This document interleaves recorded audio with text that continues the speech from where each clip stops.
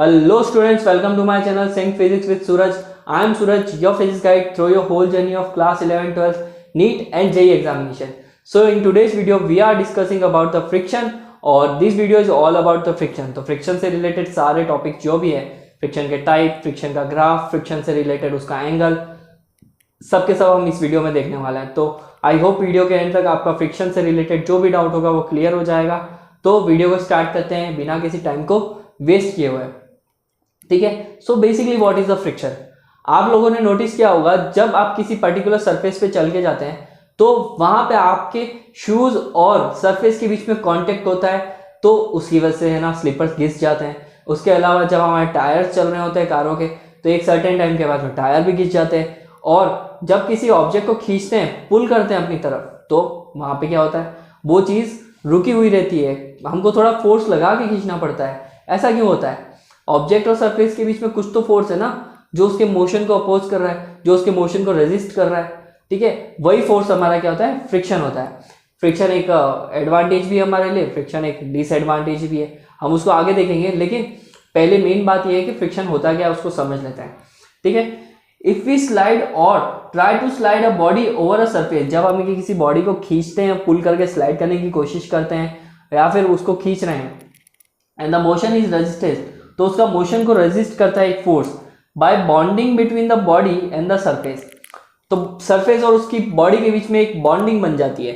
जब आप किसी चीज को घींचते हो या फिर उसको उसके ऊपर स्लाइड करते हो तो वहां पर उस सरफेस, दोनों सरफेसेस के बीच में एक बॉडी का कॉन्टेक्ट बन जाता है मॉलिक्यूलर इंटरेक्शन की वजह से. ठीक है. And this resistance is represented by a single force. इसको एक सिंगल फोर्स से रिप्रेजेंट करते हैं जिसका नाम क्या है, फ्रिक्शन फोर्स. ठीक है. ये डेफिनेशन किसी को समझ में आए तो मैंने दूसरी डेफिनेशन भी लिखी है यहाँ पे. Friction arises on account of a strong inter atomic और इंटरमॉलिक्यूलर फोर्सेस. दो सरफेसेस के बीच में अगर कोई इंटरमॉलिक्यूलर फोर्स लग रहा है तो वो फोर्स हमारा क्या होता है, फ्रिक्शन होता है. और ये अट्रैक्शन का नेचर का होता है between the two surface at the point of actual contact, जहां पे ये कॉन्टेक्ट में है. ये देखो अभी ये सरफेस है, ये टैबलेट है, अभी यहाँ पे कोई कॉन्टेक्ट नहीं है, लेकिन अगर ये कॉन्टेक्ट में आ गया तो अब इस टेबल के कॉन्टेक्ट सरफेस और इसके कॉन्टेक्ट सरफेस के बीच में क्या है, फ्रिक्शन है. जो आप लोग अभी, आप अगर डेस्क पे बैठे हो तो आप वहां पे हाथ रब करके देख सकते हो, आपके हाथ की सरफेस और टेबल की सरफेस के बीच में क्या आ जाएगा, एक कॉन्टेक्ट फोर्स आ जाएगा जिसे हम फ्रिक्शन बोलते हैं. ठीक है. The force of the friction is parallel to the surface. ये हमेशा सरफेस के पैरेलल होता है. आपकी सरफेस ये है तो फ्रिक्शन भी इसी सरफेस, मतलब दोनों के बीच में ये एंगल रहेगा, पैरेलल. ठीक है. एक और चीज, फ्रिक्शन हमेशा अपोजिट होता है जो आपका फोर्स होता है. आपने इसके ऊपर ये लगाया, अभी मैं इसको मूव कर रहा हूं तो friction will be in opposite direction. आप फोर्स इधर लगाओगे, फ्रिक्शन इधर हो जाएगा. राइट. ठीक है. जैसे ये देखो, ये बॉय क्या कर रहा है, इस बॉक्स को इस डायरेक्शन में पुश कर रहा है. राइट है. तो फ्रिक्शन का डायरेक्शन जो होगा ना वो इधर होगा भैया, इस डायरेक्शन में होगा. बात समझ में आई? देखो इसको अगर मॉलिक्यूलर लेवल पे देखें ना तो देखो यहाँ पे कांटेक्ट बन गया है, ये पहली सरफेस है और ये दूसरी सरफेस है, इन दोनों ने इंटरलॉक कर लिया ना अपनी कांटेक्ट सरफेसेस को, जिसकी वजह से वो चीज आगे मूव नहीं कर पा रही है. तो आप कह सकते हो ना कि वहां पे फ्रिक्शन है. ठीक है. बहुत सिंपल सी चीज थी फ्रिक्शन. ठीक है. तीन तरह का होता है ये हमारे पास में, स्टैटिक, लिमिटिंग और एक काइनेटिक फ्रिक्शन बोल सकते हो. काइनेटिक के दो टाइप फर्दर होते हैं, स्लाइडिंग और रोलिंग. तो हमारे पास में कुल मिला के मेनली 3 टाइप्स ऑफ फ्रिक्शन है, static friction, limiting friction and the kinetic friction. Kinetic के फर्दर 2 टाइप्स और होते हैं, रोलिंग और स्लाइडिंग. ठीक है.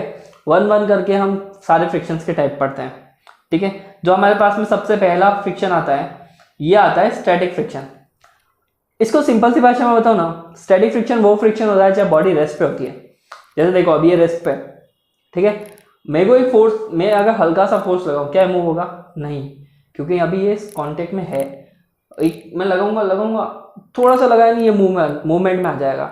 तो मूवमेंट में लाने से पहले बॉडी जब रेस्ट में है तो वहां पे एक लिमिटिंग, मतलब एक स्टेट में रुके हुए जब फ्रिक्शन फोर्स लग रहा है उसे क्या बोलेंगे हम, स्टैटिक फ्रिक्शन बोलेंगे. समझते हैं इसको डेफिनेशन से. It is the frictional force which is effective before the relative motion.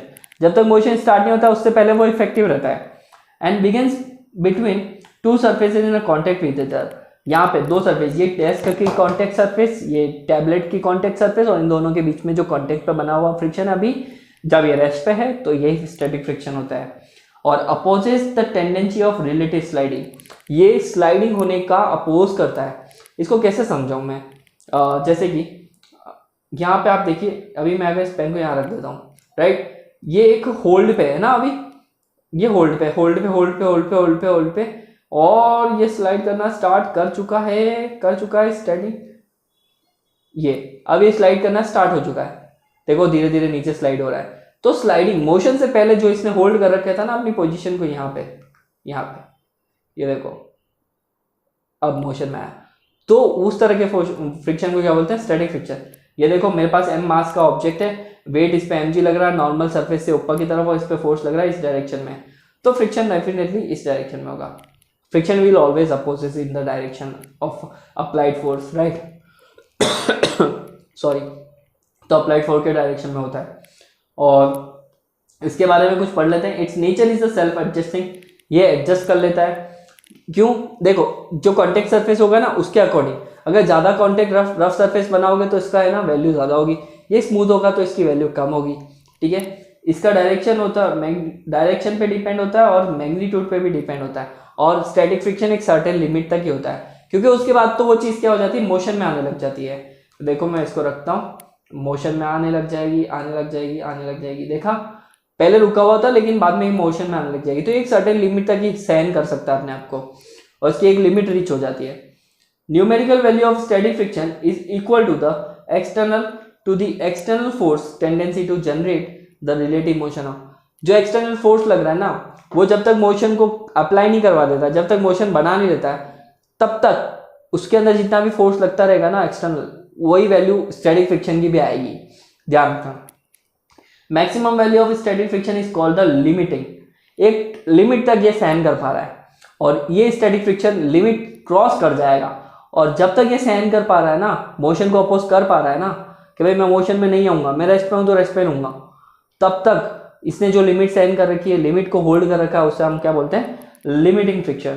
तो चलो बात में लिमिटिंग फ्रिक्शन पे ही आ गए अपन बात करते करते, ठीक है। एफ एल से डिनोट करते हैं, इसको एफ एस से डिनोट करते हैं, राइट। चलो लिमिटिंग फ्रिक्शन, लिमिटिंग फ्रिक्शन को क्या ही बताऊं, सिंपल सा तुमको अभी मैंने बताया था। देखो अगर मेरे पास में कुछ होल्ड करने का ये है, मैं इसको है ना जैसे कि यहाँ पे रखता हूँ, वही पहले वाला एग्जांपल लेते हैं, ठीक है। Hold hold hold hold hold hold, और ये मोशन में आया, देखो आ रहा है धीरे धीरे। अगर ज़्यादा मोशन में लाना तो मुझे ज़्यादा एंगल बनाना पड़ेगा, राइट। तो कुछ इस तरह से आप क्या कर सकते हैं? लिमिटिंग फ्रिक्शन को समझा सकते हैं। जब तक ये होल्ड पे लिमिटिंग है, उससे पहले स्टैटिक्स था। अब इसकी डेफिनेशन देख लेते हैं। If the applied force is increases, the force of static friction is also increases obviously, and if the applied force exist a certain limit, applied force जो है वो एक लिमिट क्रॉस कर जाएगा, तब फ्रिक्शन होल्ड नहीं हो पाएगा और वो मोशन में जाना शुरू हो जाएगा। Then the body start moving and this maximum value of static friction up to which the body does not move, जिस लिमिट तक, तो उसे क्या बोलते हैं हम? स्टैटिक क्या बोल सकते हैं हम? लिमिटिंग फ्रिक्शन, जहाँ जैसा कि आपको ये दिख रहा है, ठीक है। या आप एक्सपेरिमेंट घर पे भी कर सकते हो, और इसकी कुछ वैल्यूज है। The magnitude of limiting friction between any two bodies, दो बॉडीज कॉन्टेक्ट में है और उनके बीच में लिमिटिंग फ्रिक्शन है, तो उसकी वैल्यू क्या होती है? F is directly proportional to the normal, जितना नॉर्मल है आपका एंगल बनता जाएगा उसके अकॉर्डिंग है, तो F is proportional to the normal, और तो यहाँ पे लिमिटिंग की वैल्यू भी मिल जाएगी, F L is equal to mu S N, ठीक है। तो ये हम कह सकते हैं कोफिशिएंट ऑफ स्टैटिक फ्रिक्शन हो जाएगा यहाँ पे। लिमिटिंग में फॉर्मूला किसका लग रहा है? स्टैटिक का लग रहा है। क्यों? क्योंकि वैल्यू स्टैटिक तक की है ना, तो F L is equal to ये, आपको ये फॉर्मूला दिमाग में रखना है, ठीक है।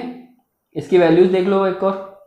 The direction of the force of limiting friction is always opposite in the direction of which one body is at the verge of moving, वो एक लिमिट तक सहन करेगा, उस जिस डायरेक्शन में वो फोर्स सहन करा उसके अपोजिट लिमिटिंग फ्रिक्शन की डायरेक्शन है।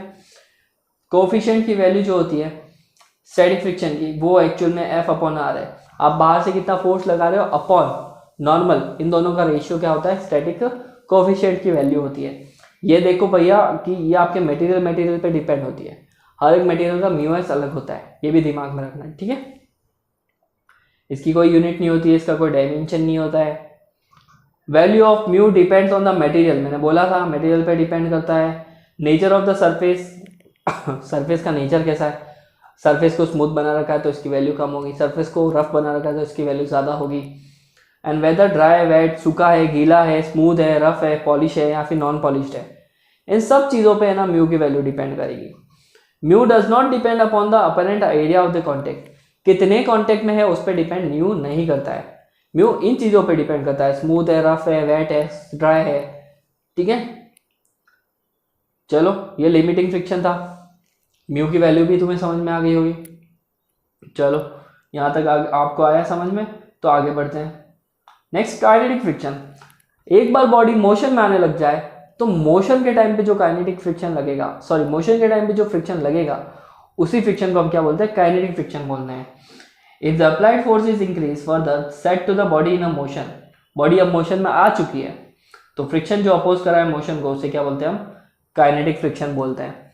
ठीक है, एग्जाम्पल, ये बॉय इस बॉक्स को इधर मूव कर रहा है, अब बॉडी जो है वो मोशन में आ चुकी है, दिख रहा है जैसा कि, और फोर्स अप्लाइड एफ है, मोशन है ना इसका वी है, और इधर ये हमारे पास में स्मॉल एफ लग रहा है, तो small F kinetic friction is proportional to the, इसका जो भी नॉर्मल बनेगा उसके अब। ठीक है, तो वहाँ पे प्रोपोर्शनलिटी का साइन अगर तुम रिमूव करते हो तो एफ के इज इक्वल टू म्यू के एन आ जाएगा आपके पास में, और ये आपकी वैल्यू काइनेटिक फ्रिक्शन की आ गई।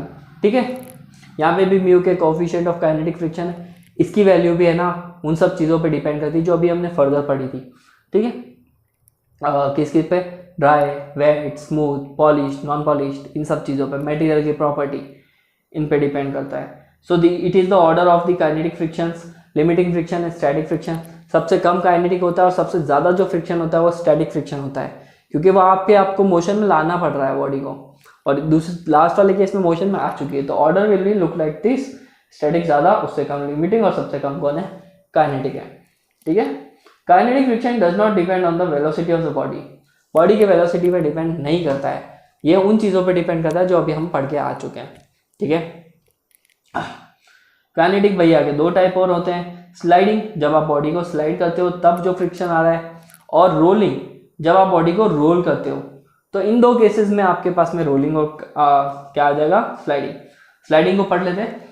The opposing friction, opposing force that comes into the play, वो फोर्स जब तब आता है when the one body is actually sliding over the surface on the other, एक बॉडी दूसरी बॉडी पर स्लाइड कर रही हो, ये पुल कर रहा है ना, देखो यहाँ पे ये स्लाइड कर रही है, ये इसको इस डायरेक्शन से पुल कर रहा है, मोशन इधर हो रहा है तो फ्रिक्शन इधर है, और स्लाइडिंग हो रही है, तो इस तरह के फ्रिक्शन लगते हैं स्लाइडिंग फ्रिक्शन।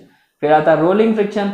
रोलिंग तो तब होता है जब आपके पास में एक डिस्क हो, और आपके पास में एक रिंग हो, आपके पास में एक स्फेयर हो, तो ऑब्जेक्ट जो होती है वहाँ पे स्लाइड नहीं करती है, ना ही आगे जाती है, वो सिलेंड्रिकल शेप में होती है, और वो क्या होती है, उस पर रोल करती है। तो रोलिंग फ्रिक्शन जो होता है उस केस में आता है। रोलिंग फ्रिक्शन जो होता है एक और क्वाइट स्मॉल होता है, छोटा होता है सभी फ्रिक्शंस के सामने, और स्लाइडिंग फ्रिक्शन के कंपैरेटिवली भी कम होता है ये।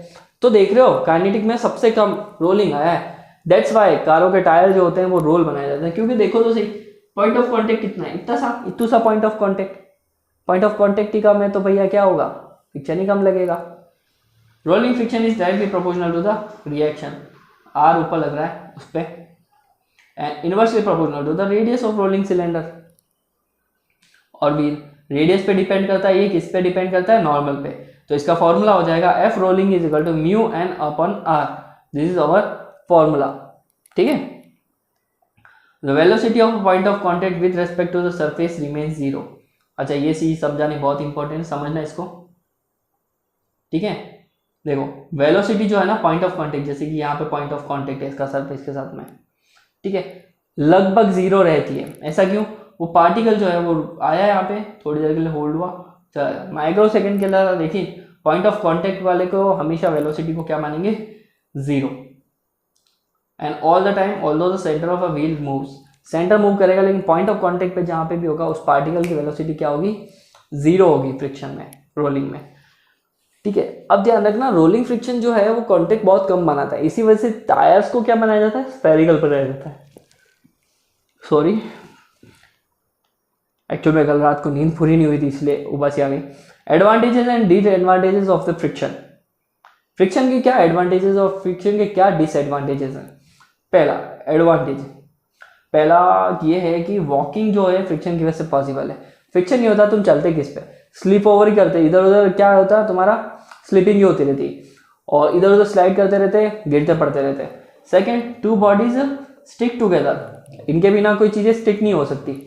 ये दीवारों पे जो है, अब ये टेप की वजह से चिपके हो, वो किसी वजह से चिपके हो, चीज़ें को स्टिक करना पॉसिबल ही नहीं है।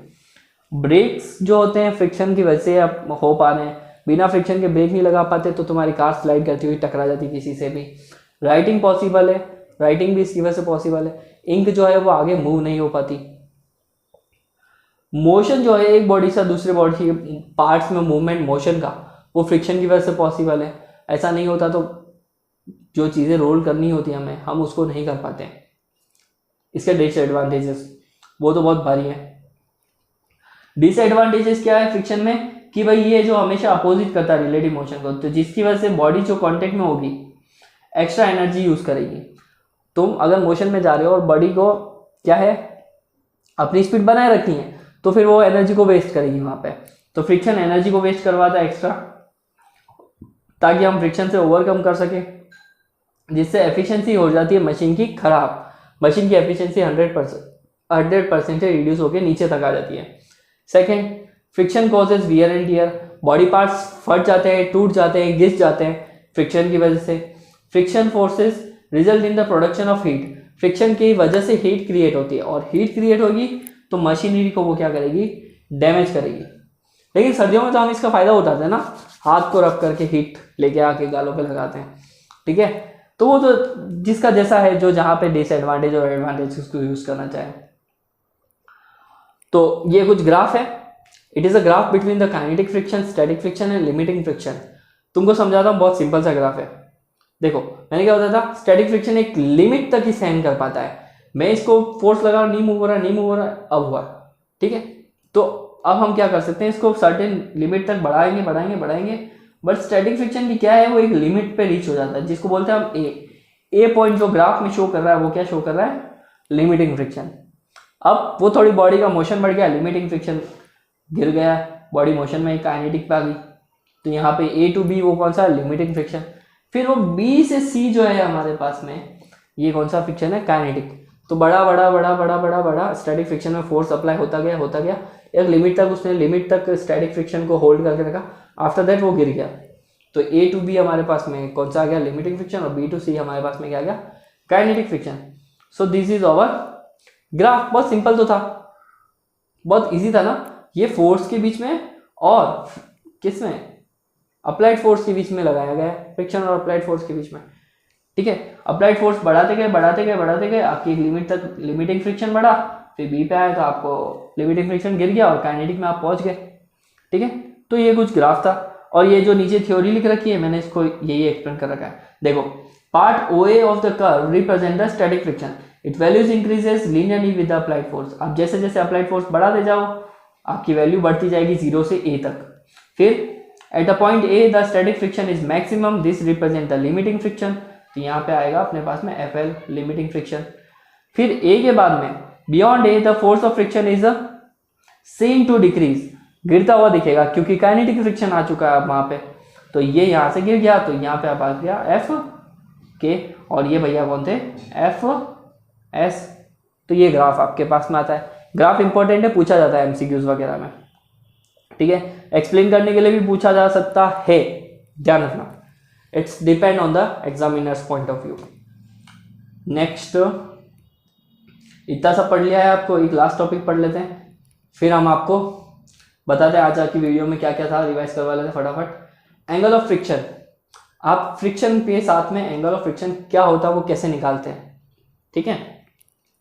देखो, एक बॉडी है, एक ऑब्जेक्ट है, जिसमें है ना, इधर हमारे पास में क्या हो रहा है, इस तरफ हमारे पास में फोर्स का डायरेक्शन है, राइट, फोर्स का डायरेक्शन है। अब यहाँ पे नॉर्मल, ये हमारे पास में mg, ठीक है। तो आपका जो भी फोर्स होगा, अगर इस डायरेक्शन से लग रहा है, फोर्स इस डायरेक्शन से लग रहा है, तो मैंने क्या बताया था अभी थोड़ी देर पहले, फ्रिक्शन फोर्स किसके डिपेंडेंट होता है, नॉर्मल पे। तो फ्रिक्शन फोर्स नॉर्मल के साथ में ही एंगल बनाना चाहिए, ठीक है। तो यहाँ पे नॉर्मल के साथ में कितना एंगल बन रहा है, थीटा बन रहा है। स्टैटिक फ्रिक्शन है, हाँ ये एस का मतलब स्टैटिक फ्रिक्शन। तो ये कितना एंगल बना रहा है, थीटा एंगल बना रहा है इसके साथ में। अब जब ये थीटा एंगल बना रहा है तो ये थीटा एंगल को निकाल लेते हैं। तो टेन थीटा क्या होता है, परपेंडिकुलर अपॉन बेस। तो इस डायग्राम को मिला लो एक बार के लिए, ठीक है। परपेंडिकुलर क्या आ रहा है आपके पास में, बताओ मुझे फटाफट। परपेंडिकुलर क्या आ रहा है, ये वाली लाइन,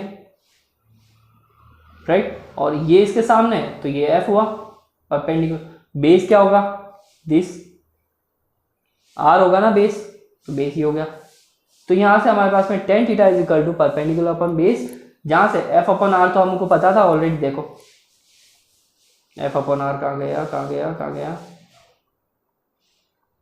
एक minute, F upon R static friction, wait a second, यहीं पे तो था अभी, हाँ ये रहा। F upon R is the coefficient. तो एफ अपॉन आर को हम क्या लिख सकते हैं, कोफिशिएंट लिख सकते हैं, राइट। तो यहाँ पे एफ अपॉन आर को क्या लिख दिया, कोफिशिएंट लिख दिया। तो टेन थीटा ये हो गया, तो थीटा हम निकाल सकते हैं tan inverse mu S. So this is our theta angle. तो कह सकते हो कि एंगल ऑफ फ्रिक्शन की वैल्यू होती है theta is equal to tan inverse mu S. आपका जो भी कोफिशिएंट है उसका टेन इनवर्स निकाल दो, आपको वैल्यू मिल जाएगी, ठीक है। तो आज की वीडियो में इतना ही। आई होप फ्रिक्शन से रिलेटेड सारे डाउट्स क्लियर होंगे। तो मिलते हैं नेक्स्ट वीडियो में, तब तक के लिए बाय बाय, टेक केयर। और वीडियो पसंद आई है तो लाइक कीजिए, शेयर कीजिए और सब्सक्राइब कीजिए मेरे चैनल को। Bye bye.